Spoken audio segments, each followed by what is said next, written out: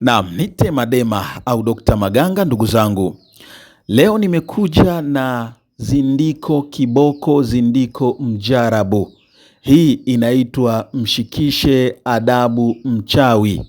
Hili ni zindiko katika miongoni mwa mazindiko makubwa. Basi na hili ni zindiko na limetengenezwa mahususi kabisa kwa niaba ya kuangamiza wachawi, majini pamoja na chumaulete.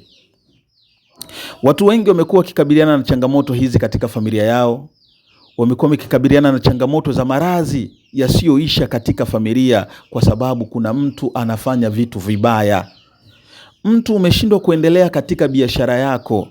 Mtu unashindwa kuendelea mashambani kwako, kwenye mifugo yako kwa sababu kuna watu wanakufanyia vitu vibaya. Sasa leo nimekuletea hili zindiko.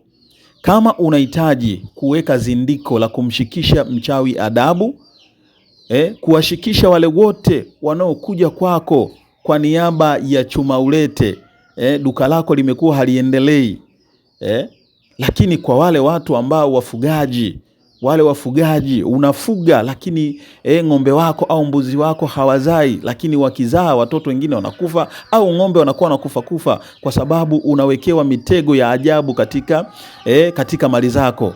Sasa leo nimekuletea kinga hii, ni mkombozi katika familia yako, katika mali zako, katika familia yako na kila kitu kinachokuzunguka cha kwako. Hakuna mtu yoyote atakayeweza tena kukusogelea, hakuna mtu yoyote atakayeweza kuharibu chochote kwenye maisha yako. La si hivyo basi yeye ameweza kuondoka. Hii ni zindiko. Nendapo kiliweka, cha kwanza kabisa, kama ni chumaulete amekuja katika duka lako, utamkuta hapo hapo. Kama ni mchawi amekuja kuchezea kwenye mji wako, utamkuta hapo hapo.